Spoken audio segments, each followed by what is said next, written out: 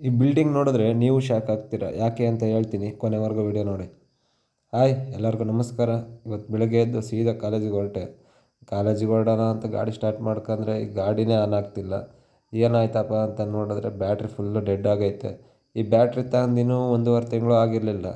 ಇದ್ಯಾಕೆ ಈ ಥರ ಆಗ್ತೈತೆ ಅಂತ ನಾನು ಅಂದ್ಕೊಂಡ್ರೆ, ಇವತ್ತು ಚೆಕ್ ಮಾಡ್ಸೋಣ ಅಂತ ಹೆಂಗೋ ಹೆಂಗೋ ಜುಗಾಡ್ ಮಾಡ್ಕೊಂಡು ಗಾಡಿ ಸ್ಟಾರ್ಟ್ ಮಾಡ್ಕೊಂಡು ಹೊರಟೆ.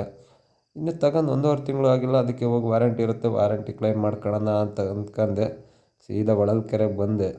ಹೊಳಲ್ಕೆರೆಗೆ ಬಂದರೆ ಅಲ್ಲಿ ನೋಡಿದ್ರೆ ಅಂಗಡಿನೇ ಓಪನ್ ಆಗಿರಲಿಲ್ಲ.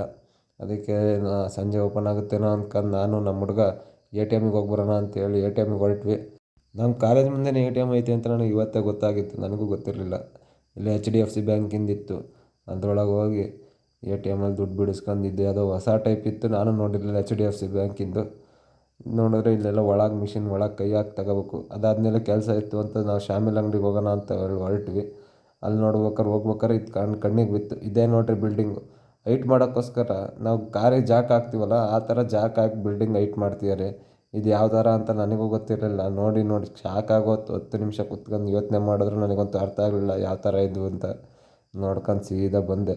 ಆಮೇಲೆ ನಮ್ಮ ಕಾಲೇಜ್ ಗ್ರೌಂಡ್ ಹತ್ರ ಬಂದರೆ ಯಾಕೆ ಗಲಾಟೆ ಆಗ್ತೈತಲ್ಲ ಅಂತ ನಾನು ನೋಡಿದ್ರೆ ಅದು ಗಲಾಟೆ ಎಲ್ಲ, ಕ್ರಿಕೆಟ್ ಮ್ಯಾಚ್ ಆಡೋಕ್ಕೆ ಟೀಮ್ ಆಡ್ತಿದ್ರು ಅನಿಸುತ್ತೆ.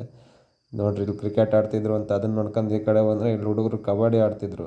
ಅದನ್ನೆಲ್ಲ ನೋಡ್ಕೊಂಡೆ. ನೋಡಿರಿ ಏನು ಸಕ್ಕತ್ತಾಗಿ ಆಡ್ತಿದ್ದಾರೆ ಕಬಡ್ಡಿನ ನಮ್ಮ ಕಾಲೇಜ್ ಗ್ರೌಂಡಲ್ಲಿ. ಅದನ್ನೆಲ್ಲ ನೋಡ್ಕೊಂಡು ಸೀದಾ ಊರ ಕಡೆಗೆ ಬಂದೆ.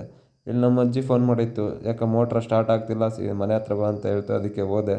ಅದು ಮೋಟ್ರು ಫ್ಯಾನ್ ಸ್ಟ್ರಕ್ ಆಗಿತ್ತು. ಅದನ್ನೊಂದು ಸ್ವಲ್ಪ ರೆಡಿ ಮಾಡಿ, ನೀರು ಬರ್ತೈತಾ ಇಲ್ಲ ಅಂತ ಚೆಕ್ ಮಾಡಿ ಸೀದಾ ಮನೆ ಕಡೆ ಬಂದೆ. ಇದೇ ನೋಡ್ರಿ ನಮ್ಮ ಅಜ್ಜಿ ಮನೆ. ಇವತ್ತಿನ ಲಾಗ್ ಇಷ್ಟೇ ಫ್ರೆಂಡ್ಸ್. ಬಾಯ್.